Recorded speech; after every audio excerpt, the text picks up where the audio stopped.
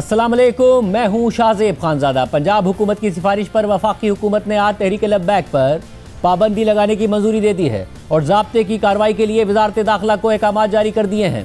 TLP पर पाबंदी लगने के बाद उसे कलअदम जमात करार दे दिया जाएगा। TLP के दफातर सील कर दिए जाएंगे।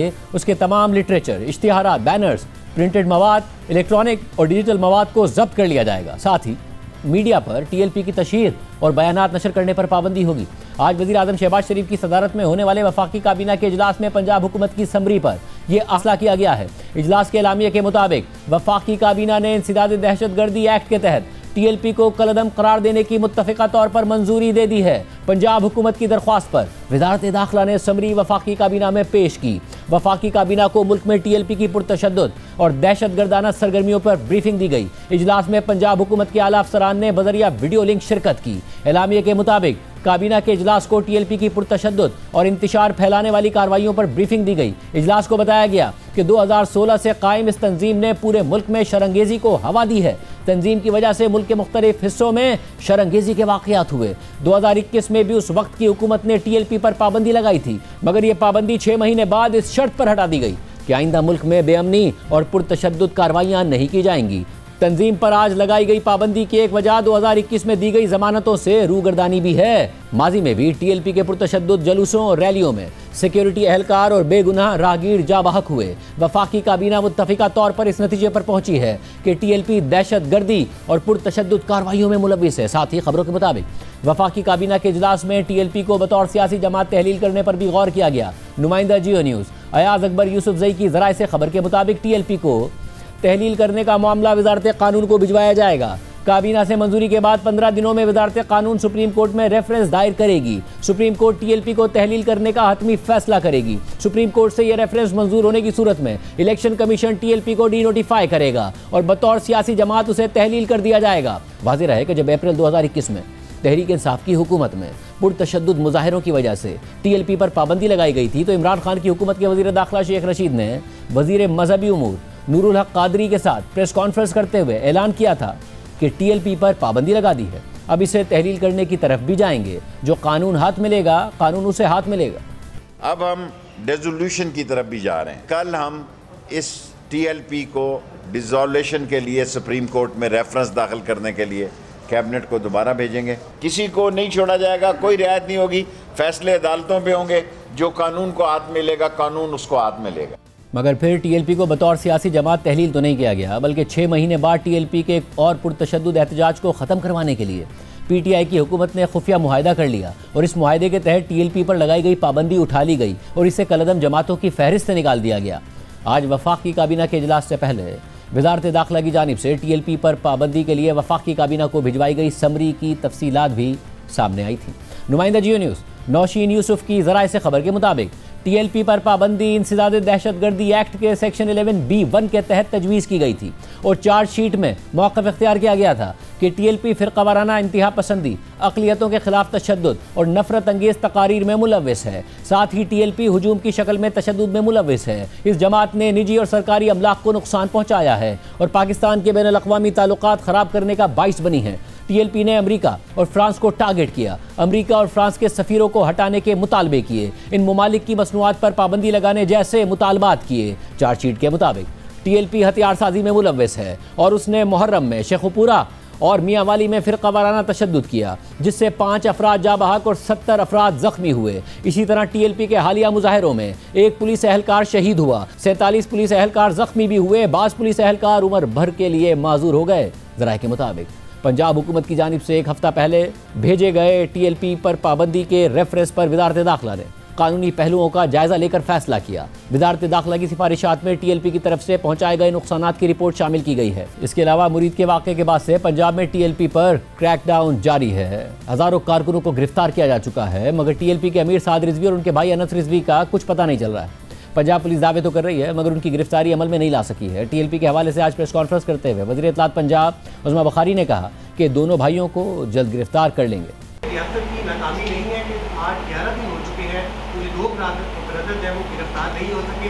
गिरफ्तारी बहुत जल्द, मैंने जैसे कहा कि हो जाएगी। देखिए, इंसानी जानों का नुकसान किए बगैर गिरफ्तारी करनी है। अगर कोई इंसानी जानों को ढाल बनाकर कोई कहीं पर मौजूद हो तो पंजाब हुकूमत हो या कोई भी हुकूमत हो, उसको कम से कम जो है नुकसान के ऊपर अपना टारगेट अचीव करना होता है और इंशाअल्लाह ताला हम उसी की तरफ जा रहे हैं। हुमा बुखारी ने मजीद कहा कि टीएलपी को फंडिंग करने वालों की भी लिस्टें बन गई हैं और कुछ अफराद को गिरफ्तार भी कर लिया। ये कोई किसी हुकूमत का किसी जमात के खिलाफ केस नहीं है, ये पाकिस्तान के मुहज़्ज़ब मुस्लिम और बाशऊर शहरियों का केस है, उस माइंडसेट के खिलाफ, उस इंतहा पसंद लोगों के खिलाफ जो इस मुल्क में गोली के ज़ोर पर, बंदूक के ज़ोर पर या जो उसने कह दिया है उसको मज़हब मान लिया जाए, उसके ज़ोर के ऊपर जो है जो अपनी बात मनवाते हैं या मनवाने की कोशिश करते हैं। टीएलपी वाला इशू है, इसके ऊपर तो बात करने से भी लोग डरते थे, इसके ऊपर एक्शन लेना तो बहुत ही दूर की बात है।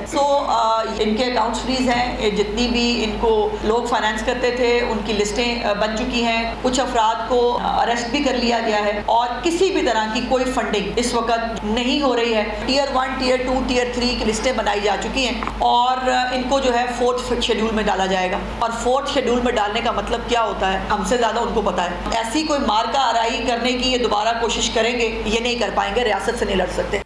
और अब वफाकी हुकूमत ने टीएलपी पर पाबंदी लगाने की मंजूरी दे दी है। इस मामले पर बात करेंगे वफाकी वज़ीर मुमलिकत बराए दाखिला सेनेटर तलाल चौधरी से, मगर उनसे पहले टीएलपी की पुरतशद्दुद तारीख के हवाले से, उन पर होने वाले केसेस के हवाले से और फिर केसेस के बाद कन्विक्शन का क्या रेशो रहा, इस हवाले से बात करते हैं नुमाइंदा खुसूसी जियो न्यूज़ एजाज़ सैयद से। एजाज़, बहुत शुक्रिया। एजाज़ साहब, ज़ाहिर तहरीक लब्बैक क्लेम करती है कि हम एक पुरअमन जमात हैं, मगर 2016 से 2025 तक जो उनके एहतजाज हैं वो कितने पुरतशद्दुद हुए वो सब ने देखे हैं। ये बताइएगा कि मुकदमात कितने हुए जो आपने तफसीली तहकीक की है और उन फिर मुकदमात का अंजाम क्या हुआ 2016 से लेकर आज तक 2025 तक? शाहजेब, ये बड़े ही दिलचस्प स्टडी है और डाटा जो मैंने लिया है वो पंजाब गवर्नमेंट का है। गवर्नमेंट पंजाब का मतलब पंजाब पुलिस ने जितने भी मुकदमात दर्ज किए हैं साल 2016 से अभी तक, और आप सुनकर हैरान होंगे कि जिस साल ये जमात वजूद में आई तो 2016 में एक दहशतगर्दी का मुकदमा पूरे साल में दर्ज हुआ, अगले साल 8 मुकदमात, यानी कि 2017 में 8 और फिर रेशो बढ़ता जाता है। 1-2 साल बीच में है जिनके ऊपर दहशतगर्दी का मुकदमा इनके ऊपर कोई दर्ज नहीं हुआ, लेकिन मजमूई तौर पे 329 दहशतगर्दी के मुकदमात, सिर्फ दहशतगर्दी के मुकदमात दर्ज हुए, जिनमें 1,32,000 से जायद इनके अफराद के खिलाफ ट्रायल किया गया। और अंजाम की बात करते हैं तो आप सुन के हैरान होंगे कि 1,32,000 अफराद के खिलाफ ये जो ट्रायल हुआ 329 दहशतगर्दी के मुकदमात में, सिर्फ 34 अफराद को कन्विक्ट किया जा सका, सिर्फ 1,32,000 में से।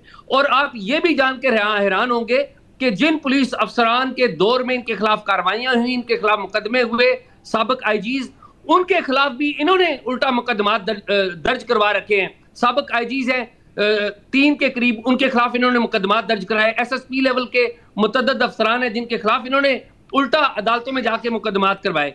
जो दूसरे मुकदमात हैं इनके, यानी कि दहशतगर्दी के मुकदमात के अलावा 16 MPO के तहत, कार्य सरकार में मुदाखलत के तहत, तोड़ फोड़ के तहत, वो है 525। और इन 525 में इनके खिलाफ, यानी कि साल 2016 से लेकर आज 2025 तक, तो 525 मुकदमात में पंजाब के अंदर सिर्फ इनके 39,000 जो मुल्जमान थे उनके खिलाफ कार्रवाई की गई। और इन मुकदमात में सिर्फ 296 के करीब इनके अफराद हैं जिनको कन्विक्शन हुई, सजा हुई। तो conviction rate in terms of cases बहुत कम रहा। मुल्जमान की तादाद ज्यादा है, केसेस की तादाद ज्यादा है, लेकिन कन्विक्शन रेट बहुत कम है। और इसकी वजह यही कि रियासत बार बार कभी मुआहदा कर लेती थी, घुटने टेक देती थी, फैसला करती थी, वापस ले लेती थी, क्या वजूहात बनी?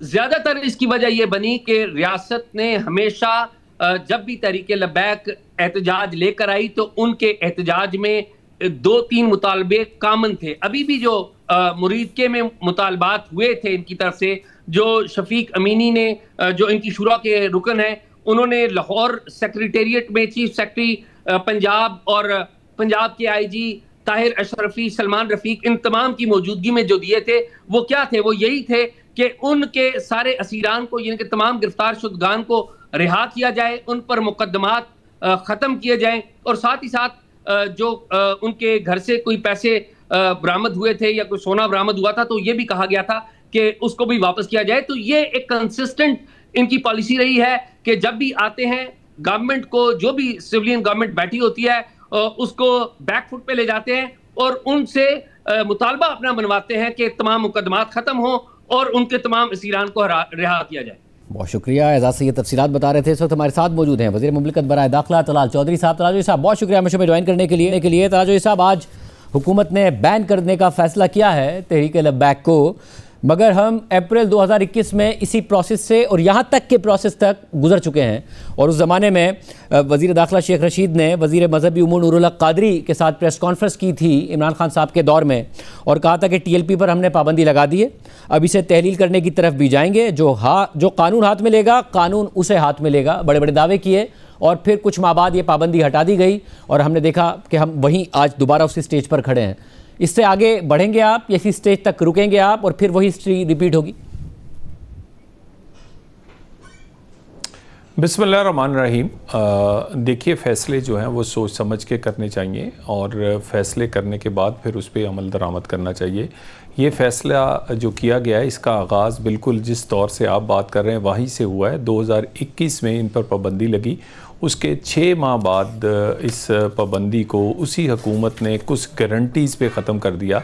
जो गारंटीज़ थी वो उनके जो अमीर थे उन्होंने लिख कर हुकूमत पंजाब को दी कि वो आइंदा उसको वायलेट नहीं करेंगे और आइंदा कानून की पाबंदी करेंगे और आइंदा इस तरह की कोई जो बाकी गारंटीज़ के साथ अपना बयान हल्फी दिए कि ऐसा कुछ नहीं होगा और उसके बाद फिर उनसे पाबंदी हटा दी गई।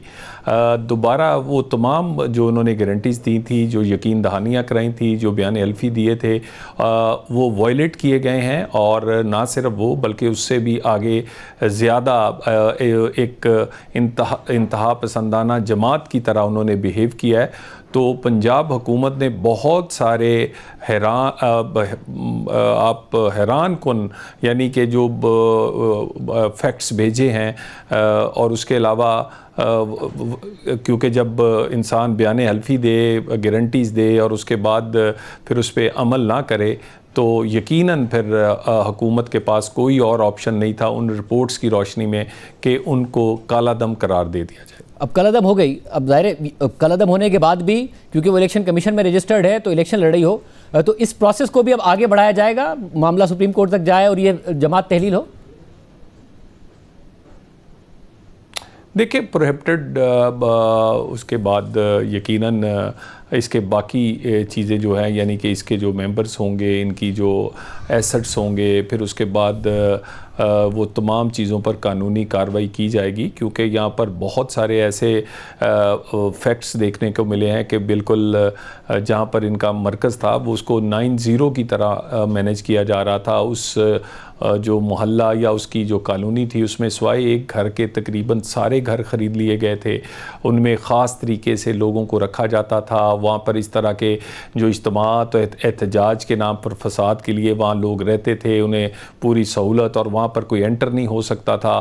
फिर एक पूरा बाज़ाब्ता तरीका था जो कि आप डोनेशन तो नहीं भत्ता कह सकते हैं, मुख्तलिफ़ जगहों से, मुख्तलिफ़ शहरों से, बहुत सारे कारोबारी लोगों से, बहुत सारे लोग इनके साथ इन्हीं मकासद के लिए जुड़ गए थे क्योंकि कई इल्लीगल बिजनेसमैन को प्रोटेक्ट करते थे, कहीं और यानी इवन आप ये देखें कि अपनी गाड़ियों पे और मोटरसाइकिलों पे अपने ये TLP और इस तरह के निशान इसलिए लगाए जाते थे कि कोई इनके ख़िलाफ़ इन्हें चलान या कोई ऐसी छोटी मोटी कार्रवाई भी ना कर सके। सो पूरी की पूरी एक इस तरीके से इस जमात को चलाया जा रहा था।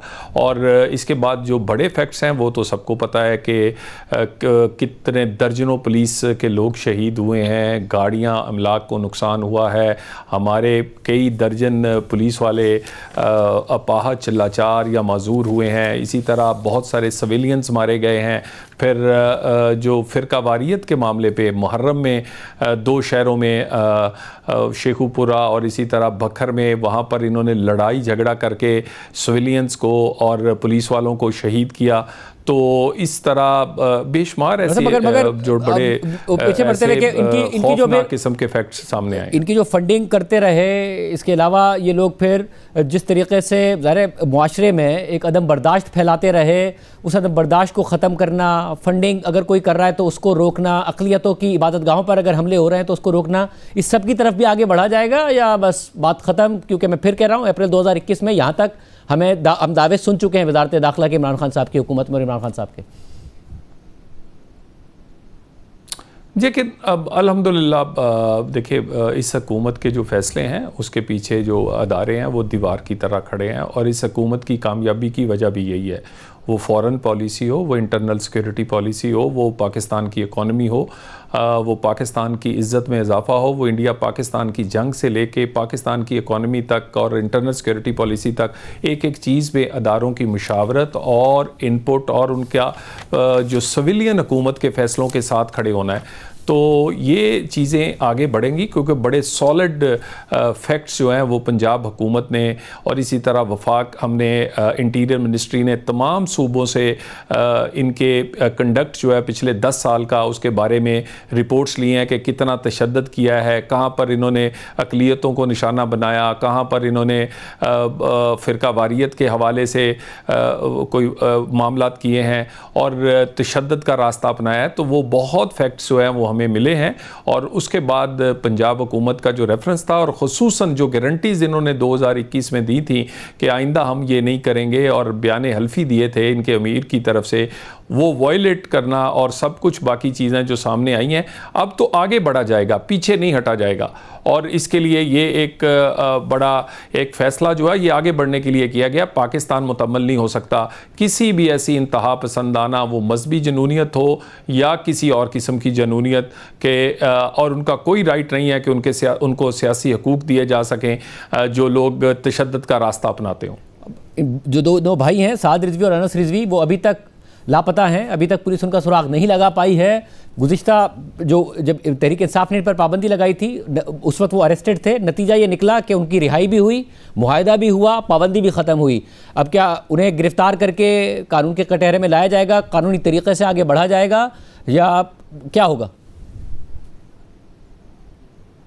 देखिए यही अफसोसनाक जो बातें हैं कि आप जिसका तज़किरा आज भी हुआ कि जो पुलिस वाले शहीद थे उनके तो घर कोई ना गया, और जो उनको शहीद करने वाले या उनको तशद्दुद से मारने वाले थे उनको फूलों के हार पहना के जेलों से रहा कर दिया गया और हीरो बना दिया गया।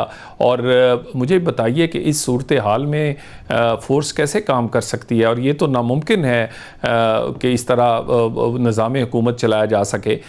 मगर जो आप बात अब कह रहे हैं, बिल्कुल अब रियासत जो है वो आपको रियासत लगेगी, कोई नॉनसेंस जो है, कोई तशद्दुद जो है, कोई ऐसी चीज़ें जो पाकिस्तान के आगे जाने का रास्ता रोक सकें, पाकिस्तान में किसी किस्म की इंतहा पसंदी जो है ये अब नहीं चलेगी, और ये आपको नज़र आएगा। और पिछले इस पूरी हुकूमत में आपने देखा होगा कि इस पे ज़ीरो टॉलरेंस है, वो किसी भी किस्म की इंतहा पसंदी हो, 9 मई हो, 26 नवंबर हो या मुरीद के वाक़यात हों, ये सारी की सारी इस तरह की ये सियासी जमातें नहीं कर सकती, और ये इस तरह की सियासत की आड़ में ये काम करने भी नहीं दिया जाएगा, वो मजहबी हो या कोई और जत्था या पार्टी।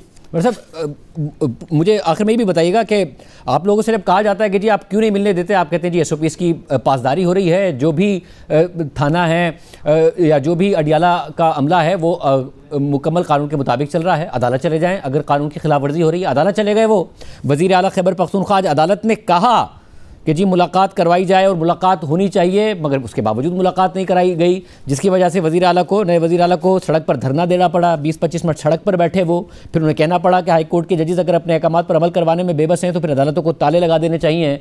आपने अदालत की भी नहीं मानी।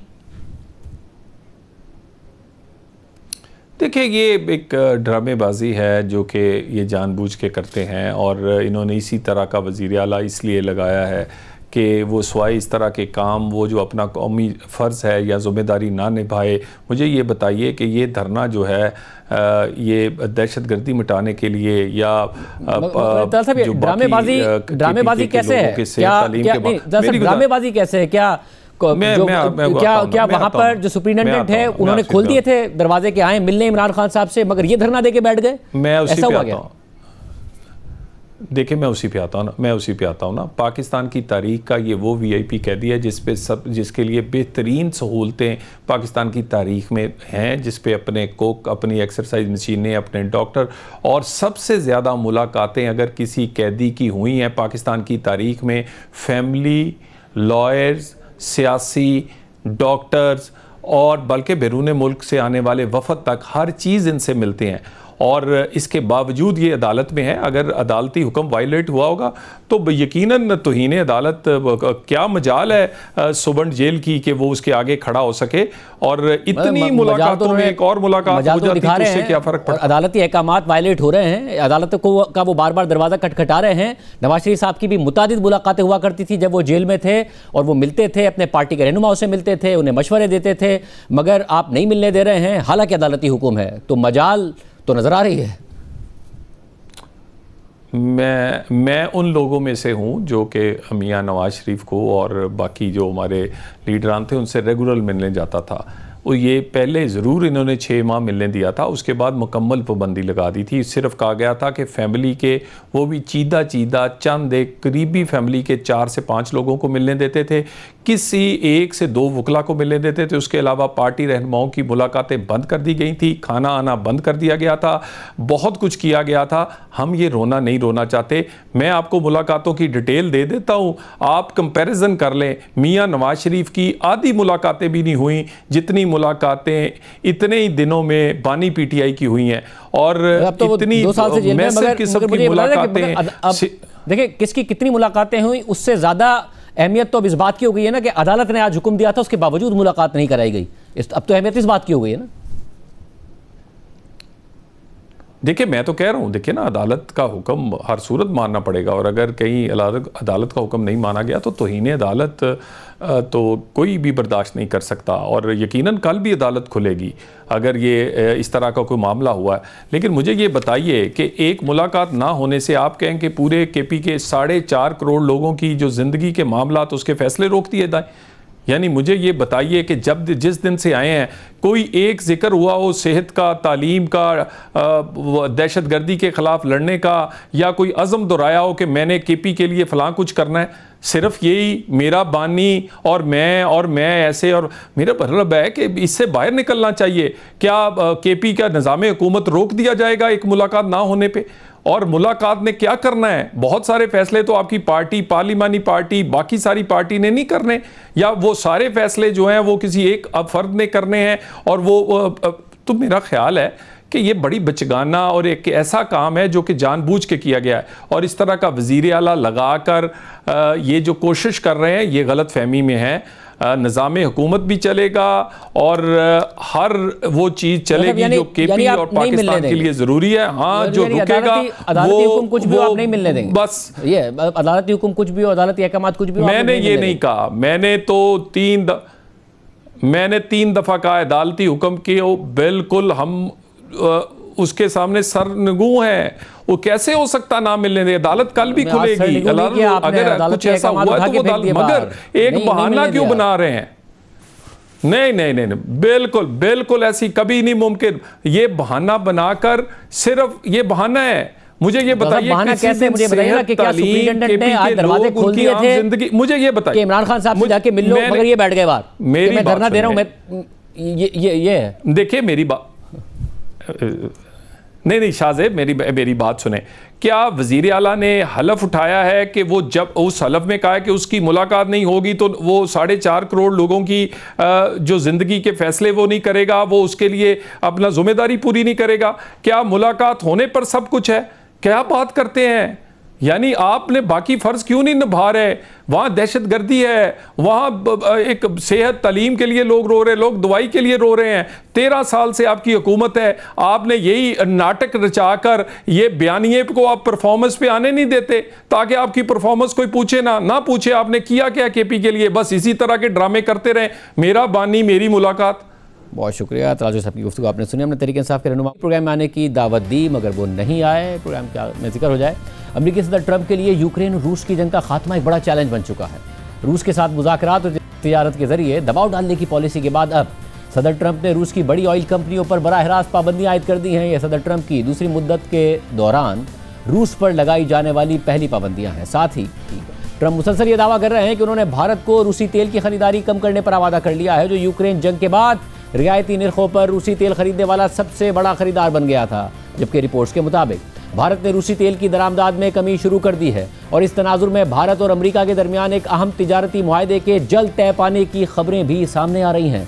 भारतीय न्यूज़ वेबसाइट दी मिंट के मुताबिक दोनों मुमालिक तवील अरसे से ज़ेर इल्तवा तिजारती मुआहदे को हतमी शक्ल देने के करीब हैं, जिसके तहत भारतीय बरामदात पर आयद 50% के भारी टैरिफ्स को कम करके तकरीबन 15 से 16% तक लाया जा सकता है। अगर ये मुआहदा तय पा जाता है तो भारत के लिए ये एक बड़ी कामयाबी होगी, क्योंकि इस सूरत में भारत पर लागू अमरीकी टैरिफ चीन, इंडोनेशिया, बांग्लादेश, पाकिस्तान और वियतनाम जैसे खित्ते के दीगर बड़े एक्सपोर्टर्स के मुकाबले में सबसे कम होंगे। इसी दौरान यूरोपीय यूनियन ने भी रूस पर नई पाबंदियों का एक और पैकेज मंजूर कर लिया है, जिसमें रूसी एलएनजी की इंपोर्ट पर पाबंदी भी शामिल है। इस सारी सूरत हाल में रूसी तेल की ज़्यादा सप्लाई होने की वजह से आलमी मार्केट में कम होती हुई तेल की कीमतें अब दोबारा बढ़ रही हैं और आज ब्रेंट ऑयल की कीमतें 5.5% इजाफे के साथ एक बार फिर $65 फी बैरल से तजावुज़ कर गई हैं। कल अमरीकी महकमा खजाना की जानिब से दो सबसे बड़ी रूसी ऑयल कंपनियों पर पाबंदियां आयद करने के बाद अमरीकी सदर ट्रंप ने सहाफ़ियों से गुफ्तगू करते हुए कहा कि ये बहुत ज़बरदस्त और बड़ी पाबंदियां हैं और हमें उम्मीद है कि ये पाबंदियां ज़्यादा अरसे तक बरकरार नहीं रहेंगी और हम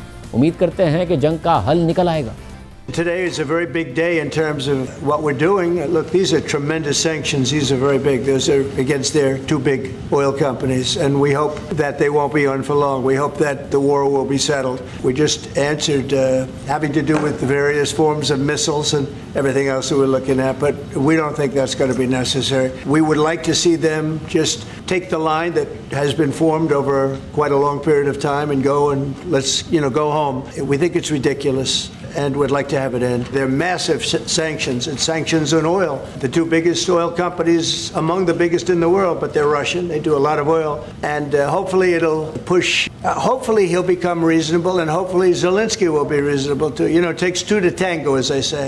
इसके अलावा सदर ट्रंप ने एक बार फिर कहा कि भारत आहिस्ता आहिस्ता रूसी तेल की खरीदारी कम कर रहा है और ये साल के आखिर तक ना होने के बराबर रह जाएगी। India, as you know, has told me they are stop. It's a process. You can't just stop it. But by the end of the year, they'll be down to almost nothing. That's a big thing. That was almost 40% of the oil. India, they've been great.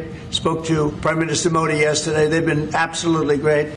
इससे पहले अमरीकी महकमा खजाना ने रूसी कंपनियों पर पाबंदी आयद करने का एग्जीक्यूटिव ऑर्डर जारी किया था। इस हवाले से अमरीकी महकमा खजाना की जानिब से जारी प्रेस रिलीज के मुताबिक रूस की जानिब से यूक्रेन जंग को खत्म करने के अमल में कोई संजीदा कमिटमेंट ना दिखाने की वजह से अमरीकी महकमा खजाना के office of foreign assets control ने रूस पर मजीद पाबंदियां आयद कर दी हैं। इन पाबंदियों का मकसद रूस के एनर्जी सेक्टर पर दबाव बढ़ाना और रूसी हुकूमत की जंगी मशीन के लिए आमदनी हासिल करने की सलाहियत को कमज़ोर करना है और इससे रूस की कमज़ोर होती मईशत को हासिल सपोर्ट भी कमज़ोर होगी। अमरीका यूक्रेन में जंग के पुरअमन हल की हिमायत जारी रखेगा और मुस्तकिल अमन का इन्हिसार मुकम्मल तौर पर इस बात पर है कि रूस कितनी नेक नियति से मुज़ाकरात के लिए तैयार है। अमरीकी महकमा खजाना अमन अमल की हिमायत के लिए अपने इख्तियारात का इस्तेमाल जारी रखेगा। प्रेस रिलीज में मज़ीद लिखा है कि ये कार्रवाई रूस की दो बड़ी तेल की कंपनियों को टारगेट करती है और रूस की रोजनेफ्ट ऑयल कंपनी और लुकोइल को अब बाज़ाब्ता तौर पर पाबंदियों की फहरिस्त में शामिल कर लिया गया है। रूसी कंपनियों पर अमेरिका की जानिब से पाबंदी आयद होने के बाद अब यह खबर भी सामने आ रही है कि भारतीय रिफाइनरीज ने रूसी तेल की इंपोर्ट्स में कमी शुरू कर दी है,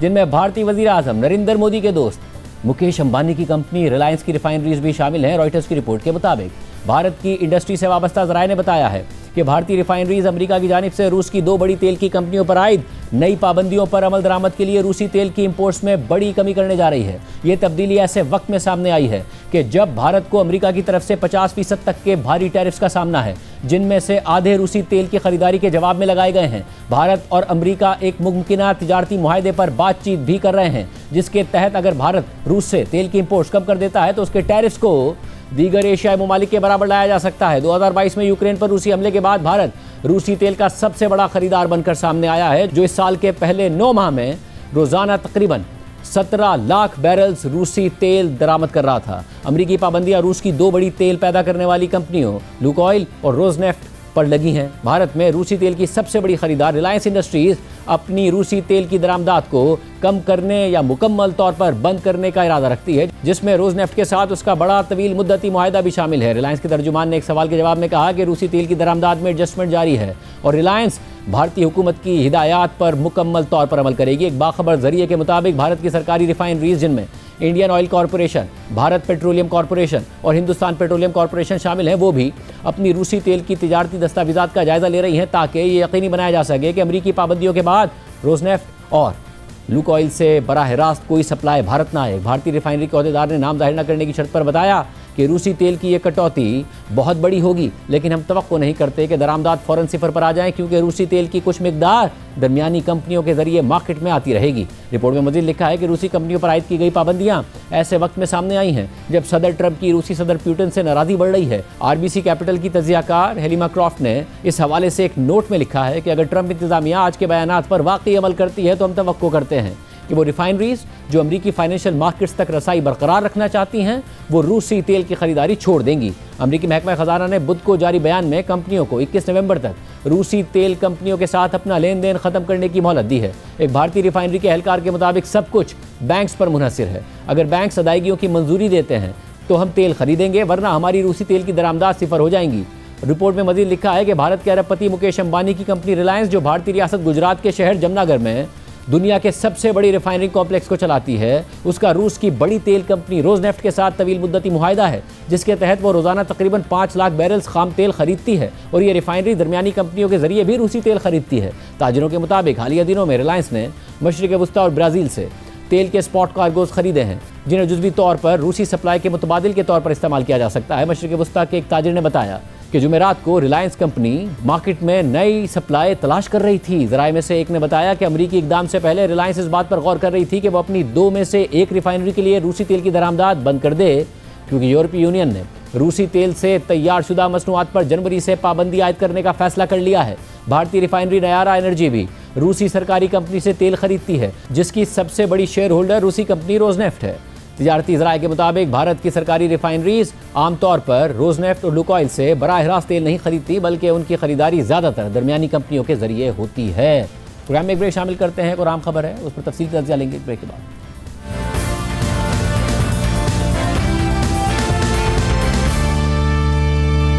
पहले मैच में जनूबी अफ्रीका को 93 रन से हराने के बाद दूसरे टेस्ट में पाकिस्तान को जनूबी अफ्रीका के हाथों 8 विकेटों से शिकस्त हो गई है, जिसके बाद 2 टेस्ट मैचेस की सीरीज 1-1 से बराबर हो गई है।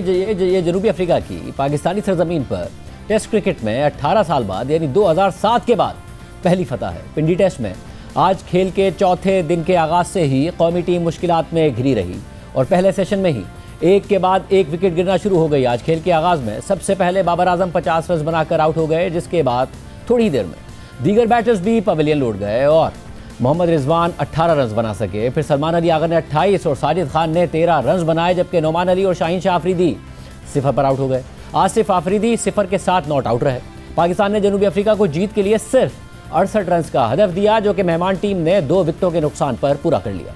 इससे पहले गुज़िश्ता रोज खेल के तीसरे दिन जनूबी अफ्रीका ने टेल एंडर्स की शानदार बैटिंग की बदौलत पाकिस्तान के खिलाफ पहली इनिंग्स में 71 रन की बढ़तरी हासिल करने के साथ साथ नया रिकॉर्ड भी कायम कर दिया था। पाकिस्तान की पहली इनिंग्स में बनाए गए 333 रन के जवाब में जनूबी अफ्रीका की 8 विकेटें 235 रन पर गिर गई थी, जिसके बाद जनूबी अफ्रीका की टीम के टेल एंडर्स ने शानदार बैटिंग का मुजाहरा किया और पाकिस्तान के खिलाफ 169 रन स्कोर करते हुए अपनी टीम की पोजीशन मुस्तहकम बना दी। पाकिस्तान ने 71 रन के खसारे के साथ अपनी दूसरी इनिंग्स का आगाज किया तो सिर्फ 16 की मजमूई स्कोर पर टॉप 3 बैटर्स पवेलियन लौट गए। इमाम उल हक 9, अब्दुल्ला शफीक 6 और कप्तान शान मसूद बगैर कोई रन बनाए आउट हो गए। बाबर आजम और सऊद शकील के दरमियान 44 रन की शराकत से पाकिस्तानी टीम कुछ संभली ही थी कि सऊद शकील 11 के इनफरादी स्कोर पर आउट हो गए। पाकिस्तान की पूरी टीम दूसरी इनिंग्स में सिर्फ 138 रन ही बना सकी और जनूबी अफ्रीका को जीत के लिए 68 रन का हदफ मिला। टेस्ट सीरीज बराबर होने के बाद अब जनूबी अफ्रीका के खिलाफ वाइट बॉल सीरीज के लिए कौमी स्क्वाड का ऐलान कर दिया गया है। T20 में बाबर आजम और नसीम शाह की वापसी हो गई है। T20 स्क्वाड में सलमान अली आगा कप्तान, अब्दुल समद, अबरार अहमद, बाबर आजम, फ़हीम अशरफ, हसन नवाज, मोहम्मद वसीम जूनियर, मोहम्मद सलमान मिर्ज़ा, नसीम शाह, साजजादा फरहान, साइम अयूब, शाहीन शाह अफरीदी, उस्मान खान और उस्मान तारिक शामिल हैं, जबकि फ़खर जमान, हारिस रऊफ़ और सुफियान मुकीम को रिजर्व में रखा गया है। वनडे स्क्वाड में शाहीन शाह अफरीदी कप्तान, अबरार अहमद, बाबर आजम, फ़हीम अशरफ, फैसल अकरम, फ़खर जमान, हारिस रऊफ़, हसीबुल्ला, हसन नवाज, हुसैन तलत, मोहम्मद नवाज, मोहम्मद रिजवान, मोहम्मद वसीम जूनियर, नसीम शाह, साइम अयूब और सलमान अली आगा शामिल हैं। पाकिस्तान और जनूबी अफ्रीका के दरमियान T20 सीरीज़ 28 अक्टूबर से 1 नवंबर तक खेली जाएगी, जबकि श्रीलंका और जिम्बाब्वे के साथ T20 3 मुल्की सीरीज़ 17 से 29 नवंबर तक रावलपिंडी और लाहौर में खेली जाएगी, जिसमें यही स्क्वाड बरकरार रहेगा। पूरी सूरत पर बात करेंगे। हमारे साथ मौजूद हैं क्रिकेटर अहमद शहजाद, साबिक क्रिकेटर सिकंदर बख्त और सीनियर साफी प्रोग्राम स्कोर के मेज़बान याह्या हुसैनी। आप तीनों का बहुत शुक्रिया। सिकू भाई, हम 5 आउट थे 316 पे, ऑल आउट हो गए 333 पर, और ये पिछले टेस्ट मैच में भी हुआ था मगर हम वो जीत गए थे। वो 235 पे 8 आउट थे और फिर 404 पर वो ऑल आउट हुए और उसके वहीं हम मैच हार गए। क्या एग्जैक्टली मसला क्या है हमारे साथ? देखो, अभी आज किसी ने बहुत अच्छा स्टैट्स निकाल के भेजा हमारी बैटिंग का, जो कि 5 विकेटें आखिरी की गिरती हैं, 5 हमारी 250 के अंदर कोई 10 इनिंग्स ऐसे हमने निकाल के दिखाई थी आज, और उसके अंदर जो है कभी हम 16 पे, कभी 17 पे, कभी 20 पे, एक दफा 50 पे, एक दफा 61 पे हमारी आखिरी की 5 विकेटें गिरती हैं। उसके बरक्स जो कल उन्होंने परसों जो उन्होंने बैटिंग की उनकी टेल ने, वो तो अमेजिंग था।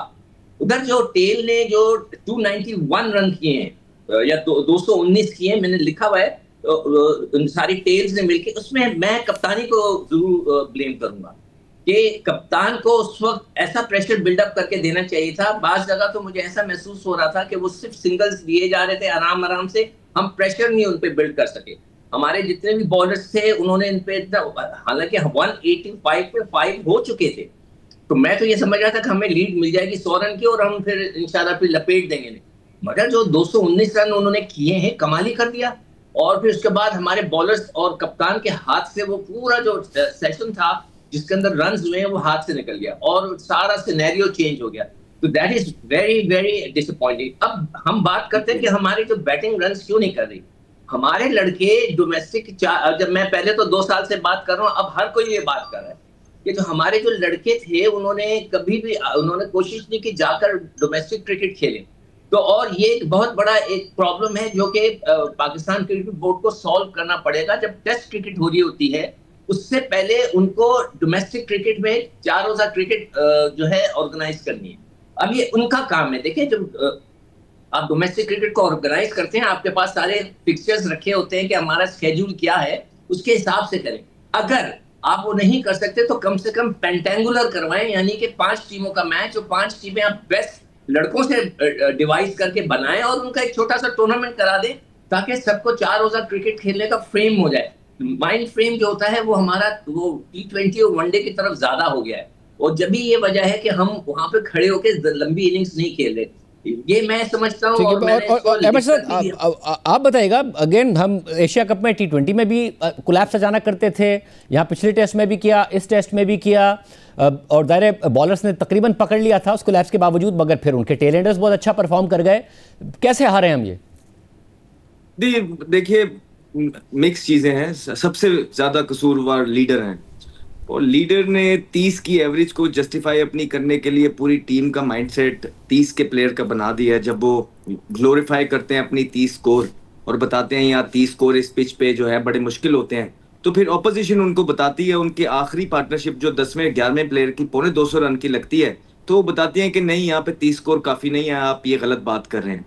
उसके बाद जब पार्टनरशिप जब बॉलर्स आउट कर रहे होते हैं ना, तब आपको सारी चीजें ठीक नजर आ रही होती हैं, लेकिन जहां पे पार्टनरशिप लगती है वहां पे एज अ लीडर आपको आउट ऑफ द बॉक्स चीजें करनी है, आपको बेट डालनी होती है, आपको एज अ कैप्टन विकेट बाय करनी होती है, जो कि बहुत दफा, खाली इस मैच में नहीं, पिछले साल यही होता था कि हम 3 4 6 आउट करके जहाँ पे कप्तानी पे बातें आती थी हम रह जाते थे। ये चीज है। फिर सेकंड इनिंग में आप देखें कि हमारा जो है कोलैप्स होते हैं, ये फिटनेस है। फिटनेस इन प्लेयर्स ने खुद ही जो है ना मना करवा दी। जब टायर्ड होती है बॉडी, तीसरा चौथा दिन होता है, लंबी लंबी फील्डिंग की होती है, जब ब्रेन काम नहीं करता वहां पे जो है रह जाते हैं। हाँ, पहला टॉस जीत के पहली इनिंग आ जाए, विकेट फ्लैट है, ब्रेक नहीं हो रहा, तब जल्दी जल्दी अपना स्कोर। फिर एक और माइंडसेट है, क्योंकि हमारे कप्तान का डिफेंस हल्का है, तो वो कहते हैं जी तेज स्कोर करने हैं। भाई तेज स्कोर तो वहां करने हैं जहां पे आप लोग ड्रॉ कर रहे हो। आप लोगों के मैच तो तीसरे और चौथे दिन के अंदर खत्म होते हैं। इसका मतलब है इनफ टाइम अभी भी पड़ा है, लेकिन आपका डिफेंस स्लो है तो आप जल्दी जल्दी स्कोर बनाने की करते हैं। टेस्ट क्रिकेट को टेस्ट क्रिकेट की तरह खेलना चाहिए, टाइम लेना चाहिए, या सेशन बाय सेशन खेलना चाहिए, ग्राइंड खाना चाहिए। ये सारी चीजें मिशन है। हम मानते हैं कि वो कैलिबर नहीं है इन प्लेयर्स का, ये इसमें कोई ढकी छुपी बात नहीं है, लेकिन जो कोचिंग स्टाफ भी लगाया है, क्या उन्होंने आज से पहले कभी रेड बॉल की कोचिंग की है अजहर महमूद साहब ने? मुझे सिर्फ ये चीजें बताइए। जो ऑल इन ऑल शाहजेब भाई जो डिसीजन हो रहे हैं, जिस तरह रिजवान को कप्तानी से हटाया, टेस्ट मैच चल रहा था, तीसरा दूसरा दिन था, आपने रिजवान को कैप्टनसी से हटा दिया, 2 दिन इंतजार नहीं हो सकता था। फिर आज सुबह 49 पे बाबर खेल रहा था, आज आप उसको बाबर को भी ले आए। ये तो इस पे तो बाद में बात करते हैं, लेकिन दीज आर द थिंग्स। मुझे लगता है कि शाहजेब भाई 2 को डिसीजन अच्छे हुए थे पिछले महीने के अंदर, 2-3 महीने के अंदर, लेकिन अब आके दोबारा से वही बैक गियर लगा है पाकिस्तान क्रिकेट को। और इस दफा का बैक गियर जो है, आप यहीं पे बैठे हैं, याद रखना, आप भी याद रखेंगे, हम भी याद रखेंगे, ऐसी जगह पे जाएगा कि वहां से निकलना, सर उठाना बहुत मुश्किल हो जाएगा। यह आप ज़ाहिर नज़र रखते हैं क्रिकेट के मामलात पर, आपके ज़राए भी आपको बताते हैं। क्या आप किस तरीके से इवेलुएट करेंगे सारी सिचुएशन को? खानजादा साहब, एक शेर है, मैं बहुत दफा पढ़ चुका हूँ, और लोग मुझे कहते हैं यार कितनी बार पढ़ोगे, कि दिल के फपोले जल उठे सीने के दाग से, इस घर को आग लग गई घर के चिराग से। पाकिस्तान क्रिकेट को खेलने वाले भी क्रिकेटर्स हैं, पाकिस्तान क्रिकेट को तबाह करने वाले भी क्रिकेटर्स हैं। और आप मुझसे पूछेंगे कि आप ये कैसे बात कर रहे हैं, अभी कैप्टन की बात की अहमद शहजाद साहब ने, तो पाकिस्तान क्रिकेट को जितना डैमेज हमारे साबिक वजीर आज़म इमरान खान साहब ने किया 92 वर्ल्ड कप को लेकर, वो आपके सामने है। जो खिलवाड़ उन्होंने पाकिस्तान डोमेस्टिक क्रिकेट के साथ किया, उसमें आखिरी कील किसने ठोकी? साबिक कप्तान रमीज हसन राजा ने। अब आप टेस्ट मैच की अगर आप बात कर रहे हैं, तो पाकिस्तान क्रिकेट के साथ तो क्रिकेटर ही एसोसिएट है ना, आकिब जावेद साहब हैं, director high performance centre, 4 selectors हैं, और इंतहाई माजरत के साथ जिनको आपने सेलेक्टर रखा हुआ है, उनके साथ आप ये क्रिकेट जीत नहीं सकते। अजहर अली हो गए, असद शफीक हो गए। आप टीम के डिफेंसिव अप्रोच की बात कर रहे हैं ना, इनका भी डिफेंसिव अप्रोच आपके सामने है। और ये जो पाकिस्तान क्रिकेट की आप बात कर रहे हैं, गलत फैसले सही फैसले, ये पाकिस्तान क्रिकेट इसी तरह चलती रहेगी। हम जिस मुस्तफामी की बात कर रहे हैं कि टेल एंडर, कहां से टेल एंडर हो गए पता ही नहीं है किसी को, कैसे टेल एंडर हो गए? वो 7वां टेस्ट मैच खेल रहे थे, 114 फर्स्ट क्लास मैच उन्होंने खेले हैं, और 9 सेंचुरियां उनके क्रेडिट पर हैं। हम बात कर रहे हैं कि जी रिजवान को कप्तानी से हटा दिया। भारत की टीम इस वक्त ऑस्ट्रेलिया के दौरे पर है, और ऑस्ट्रेलिया के दौरे पर 10 दिन नहीं बचे थे कि उन्होंने रोहित शर्मा, जो कि वर्ल्ड कप 2024 का फाइनल खेलता है, वर्ल्ड कप 2023 का फाइनल खेलता है, फाइनल में सिर्फ उसकी टीम हारती है, और तीसरी चैंपियंस ट्रॉफी इस साल जून में उन्होंने जीती दुबई में। उसको उन्होंने दूध में से मक्खी की तरह निकालकर ये सवाबदीदी इख्तियार क्रिकेट बोर्ड का है, किसको कप्तान रखना है, किसको नहीं रखना। लेकिन हमारी क्रिकेट की तबाही सिर्फ और सिर्फ इसमें है कि हमारे क्रिकेटर 4 ओवर के क्रिकेटर रह गए हैं, और हमने टेस्ट क्रिकेट को जो है वो संजीदा लेना छोड़ दिया है। शान मसूद जो है पहली सीरीज एज ए कैप्टन खेलते हैं मोहम्मद हफीज के साथ, अगली सीरीज खेलते हैं जेसन गिलेस्पी के साथ, अगली सीरीज खेलते हैं आकिब जावेद के साथ। आज उनके कोच जो है वो अजहर महमूद साहब हैं। बिल्कुल दुरुस्त कहा अहमद शहजाद साहब ने, कभी जिंदगी में उन्होंने रेड बॉल की कोचिंग की है, और वो पाकिस्तान टीम के कोच हैं, और उनको सिर्फ इसलिए कोच लगाया गया है कि दिसंबर तक क्रिकेट बोर्ड का उनके साथ मायदा था। तो हम इसी तरह रोते रहेंगे, और इसी तरह टीमें आकर हमको रोनती रहेंगी, और हम इसी तरह जो है। अब आपको मैं एक और बड़ी दिलचस्प बात बताऊं, इस वक्त पाकिस्तान क्रिकेट का हाल ही है शाहजेब खानजादा साहब, कि पाकिस्तान की टीम टेस्ट मैच हारी है और मिठाइयां बट रही हैं क्योंकि बाबर आजम टीम में आ गए हैं। ये तो पाकिस्तान क्रिकेट का मैं अगला, ये सिकंदर भाई, हमें काफी दिन तक बताया गया कि जी नई टीम बना रहे हैं, नई टीम बना रहे हैं, पुराने लड़के बड़े स्लो खेलते थे, मगर वो फिर एशिया कप में ये बार बार सवाल उठ रहा था कि नए लड़के भी बहुत स्लो खेल रहे हैं, और मगर बार बार कहा गया कि जी अभी आप क्रिटिसाइज नहीं करें, अभी आप इस टीम को टाइम दें। जो पिछले प्लेयर्स थे पॉलिटिक्स करते थे, बहुत ज्यादा मसाइल थे, अब बाबर आजम की वापसी हो गई है। किस तरह देख रहे हैं आप ओवरऑल भी टीम को? ये देखो, अभी जो टीम अनाउंस हुई है उसके सबसे मजे की चीज, अभी मैं जल्दी जल्दी डेटा निकाला था, मुझे नहीं पता हम T20 और वनडे के ऊपर आज आ जाएंगे। हमारे हम अभी ट्राई सीरीज खेले और एशिया कप खेले, उसमें 4 लड़के हमारे कोचिंग का, ये मैं तो माइक हेस्टन को भी बहुत ज्यादा ब्लेम करूंगा। भाई आपको देकर दिया गए थे 17 लड़के, आप यकीन करें 17 में से एक वसीम लड़का है जिसने एक मैच भी नहीं खेला ट्राई सीरीज का और एशिया कप का, and now he is back into the side. वो कैसे आ गया? अब एक और लड़का है सलमान मिर्जा, वो पूरी ट्राई सीरीज में 2 मैच खेला, मेरे सामने इसका रिकॉर्ड रखा हुआ है, सिर्फ 2 मैच खेला। एशिया कप बिल्कुल नहीं खेला, वो दोबारा आ गया पाकिस्तान टीम में। फिर खुशदिल को लेकर गए थे, आपके बेस्ट ऑफ स्पिनर है, सॉरी लेफ्ट आर्म स्पिनर है और ऑलराउंडर है, एक मैच खिलाया आपने ट्राई सीरीज और एशिया कप में। फिर एक आ गया हसन अली को आपने, खैर वो तो टीम में ही नहीं है तो, और ना खुशदिल है, ये लड़के कैसे वापस आ गए?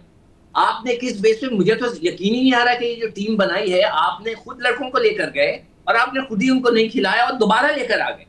तो बाबर को लाए, चले मैं कहता हूं कि हो सकता है कि पब्लिक की बहुत डिमांड के ऊपर उन्होंने सोचा कि चलो बाबर को लिया, उसकी वजह से क्राउड आता है, चले जी एक ऑप्शन है, हम छोड़ देते हैं, इसलिए कि वो 4000 रन कर किए हुए उन्होंने डोमेस्टिक T20 में, चले छोड़ दें, उनको खिला देते, चले जी खेल लें, ये भी उनका शौक पूरा कर लें।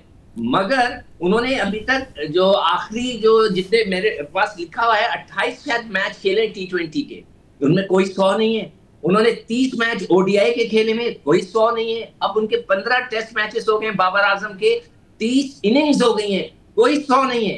पूरे 30 इनिंग में 450 हैं। मगर ठीक है जी, वो बहुत पॉपुलर हैं, वो लोग उनको देखना पसंद करते हैं, मिठाइयां बांट रहे हैं, तो हो सकता है कि क्रिकेट बोर्ड ने बोला कि चलें इसीलिए इसी तरह क्राउड को खुश कर दें। अदरवाइज उनकी जगह इस लिहाज से नहीं बनती कि वो उन्होंने कोई क्रिकेट कोई खास परफॉर्मेंस नहीं दी है 2-3 सालों में। मगर यहाँ पर एक बात की मैं याया को जरूर कहूंगा, सेकंड करूंगा कि जो नया पाकिस्तान बना था उसके बाद से जो सिस्टम क्रिएट किया नया पाकिस्तान ने, उसने हमें इस नहज पे लाके खड़ा कर दिया है कि अब करंट क्रिकेट बोर्ड को समझ में नहीं आ रहा कि इसमें से कैसे निकले। तो ये है, मैंने आपके सामने लड़कों का दे दिया सारी परफॉर्मेंस, अब बाकी आप दूसरों से पूछ लें। जी अहमद शहजाद आप बताइएगा, अगेन बाबर आजम की वापसी और ओवरऑल आप कैसे देख रहे हैं जो नई टीम सिलेक्शन है? सर मैं क्या कहूँ, मैं बाबर आजम के बारे में, देखें मैं बड़े अरसे से बात नहीं कर रहा, जो हमने बातें की हैं उनके बारे में आई थिंक वो आप सबको पता है। बस इससे ज्यादा मैं नहीं कुछ कहना चाहता कि अगर प्रेशर नहीं संभाला जाता ना सिलेक्शन कमेटी से तो रिजाइन कर देना चाहिए। ठीक है, फोन्स तो आते हैं, हर दौर पे आते हैं, लेकिन अगर नहीं संभाले जा रहे ना तो एक रेजिग्नेशन होता है। आकिब जवेद को, अजहर अली को, असद शफीक को, अलीम डार को, चारों को रिजाइन करना चाहिए। अगर नहीं करना तो एक रीजन आके मेरे सामने लाइव बैठ जाएं और मुझे एक रीजन बता दें कि किस तरह वापसी हुई है, किन परफॉर्मेंसेस पे, तो मैं इनका देनेदार हो जाऊंगा। और अगर नहीं है तो रिजाइन कर दें। आप याया क्या कहिएगा? शाहिद साहब, किसी को निकालने का कोई क्राइटेरिया होता है और किसी को रखने का कोई क्राइटेरिया होता है, और बात यहाँ पर यह है कि पाकिस्तान क्रिकेट को मैच फिक्सिंग ने जितना नुकसान पहुंचाया उससे ज्यादा नुकसान जो है ये मैनेजर्स और ये एजेंट पहुंचा रहे हैं अपनी कैंपेन के साथ।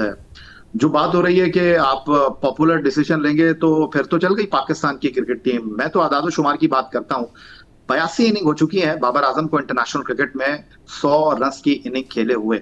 चले आप उनको T20 क्रिकेट में लेकर आ रहे हैं, किस बुनियाद पर आप उनको T20 क्रिकेट में लेकर आ रहे हैं? आखिरी 2 एक रोजा मैचों में वो 0 पर आउट हुए हैं। पाकिस्तान सुपर लीग सीजन 25 में वो 90 नंबर पर रहे, सबसे ज्यादा रन बनाने वालों में।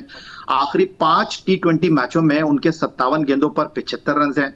आखिरी T20 क्रिकेट में उनकी हाफ सेंचुरी मई 2024 में है। तो ये कहाँ सपोर्ट कर रहे हैं बाबर आजम को आदाद शुमार। और अब बाबर आजम को T20 टीम में लाने के लिए आपने कुर्बानी दी है फखर जमान की, क्योंकि फखर जमान साउथ अफ्रीका के खिलाफ T20 सीरीज में नहीं शामिल है।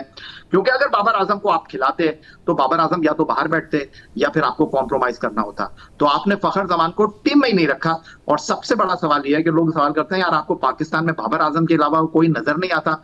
तो बाबर आजम पाकिस्तान क्रिकेट में जितने पॉपुलर हैं, पाकिस्तान क्रिकेट टीम जो है उनके साथ कोई अब तक फातिहाना अंदाज में इख्तियार नहीं कर सकी। सीधी और सिंपल मिसाल आज का टेस्ट मैच है जहां पर वो रन करते, सब अपने नाकिदीन को चुप करा देते, लेकिन हमेशा की तरह उन्होंने अपने 50 रन किए, बल्ला फिजा में लहराया और पाकिस्तान टीम को डूबता हुआ छोड़कर चले गए। शाहजेब भाई मैं इधर एक ऐड चीज करना चाहूंगा प्लीज। माइक हेसन ने बोला था कि हमने बाबर आजम को कुछ टास्क दिए हैं पूरे करने के लिए, कि जैसे ही वो मॉडर्न डे क्रिकेट खेलने लग जाएंगे और वो टास्क पूरे करेंगे तो उनको टीम में लाया जाएगा। मैंने ये सिर्फ पूछना था माइक हेसन से, पाकिस्तान क्रिकेट बोर्ड से, चेयरमैन क्रिकेट बोर्ड से, कि वो कहाँ टास्क पूरे हुए, लूडो पे पूरे किए हैं, किधर पूरे किए हैं? वो तो सैर करने गए हुए थे यूरोप, उसके बाद वो टेस्ट मैच स्टार्ट हुए, डोमेस्टिक खेलना भी उन्होंने पसंद नहीं किया, और उसके बाद टेस्ट मैच खेले, 150 किया, आपके सामने परफॉर्मेंस है, फिटनेस आपके। भाई हम कहते हैं कि वापस आना चाहिए सबको, ये सबकी क्रिकेट है। हम ये नहीं कहते कि जो उन्होंने यंगस्टर्स के साथ किया था उनके साथ अब ये लोग वो करें, नहीं। लेकिन एक क्राइटेरिया है, जिस तरह याया भाई ने बोला है कि किसी को बाहर निकालने का भी क्राइटेरिया होता है, किसी को अंदर लाने का भी होता है। लेकिन इस क्रिकेट बोर्ड ने सारी चीजें, सारी हदें पार करके रख दी हैं। और मैं जिस तरह पहले अपने बात में आपको कहा है ना कि इस दफा ये फाइनल को जो है ना नेल ऑन द कॉफिन था। आप देखेंगे अगले 6 महीने 7 महीने के अंदर पाकिस्तान क्रिकेट खुदा ना ख्वास्ता ऐसी चीजें आपको सामने आएंगी जो हमने पहले कभी नहीं सुनी। बहुत शुक्रिया तज़िया नाज़रीन, आपने सुना आज के प्रोग्राम। दीजिए, अल्लाह हाफ़िज़।